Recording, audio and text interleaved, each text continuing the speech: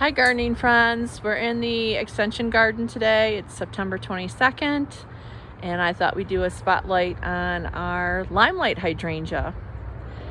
This particular hydrangea belongs to the Hydrangea paniculata, and this species is the hardiest of the hydrangeas. They're hardy in zones 3 to 9.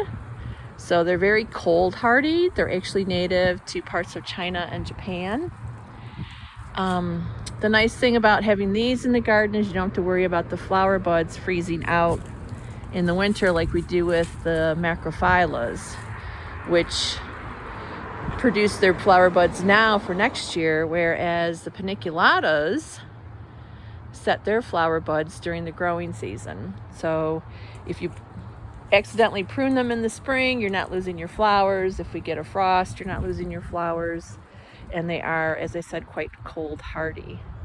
So Limelight, I believe the variety was developed in Holland, and it gets its name from the chartreusey limey green flowers it has during the summer. It does start blooming, I think, in mid-July, and then the flowers also then turn to a creamy white. And now here in September, they're this beautiful blush pink. And then they will turn to a beige for the winter. And we do leave the flower heads on ours for the winter for some winter interest, because this particular hydrangea in our garden is meant to be like a real showstopper.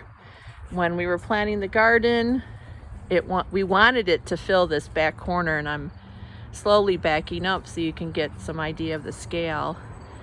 It's probably about 8 feet tall right now and as wide. They may get a little taller. Most of the literature says they top out at around 8 feet, but I've heard other people say they'll get taller. Ours is a multi-stem shrub.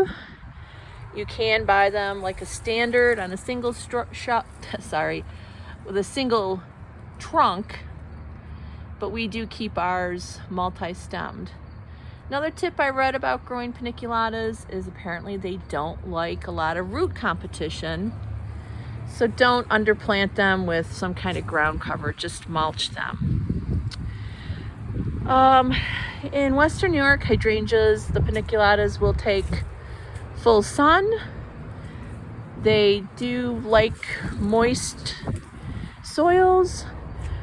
This garden does get dry, so it can tolerate some drier soils once it's established, but we also water it if we get some dry periods.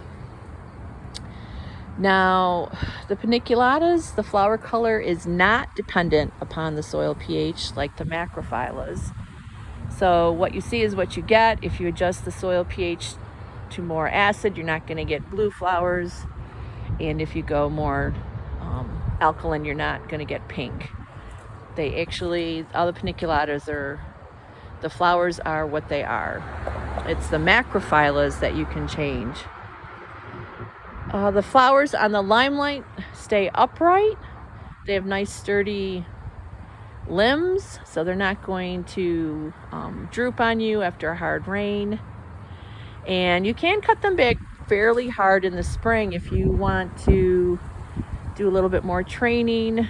Next spring we may decide to cut this back a bit because it is growing into our yellow thread here, gold thread, excuse me. And it's also growing into our oak leaf hydrangea. So we may want to give it a little bit harder prune next spring and bring it back in line a little bit.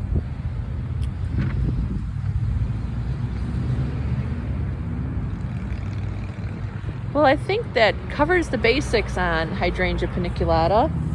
And as I said, Limelight is one of the taller ones. There are quite a few varieties of paniculatas right now that are appropriate for all different sizes in the garden. And one thing about the paniculatas is they do give you multiple seasons of interest and color. All right, well, I hope you enjoyed a little bit of about our Limelight hydrangea, and we'll see you later.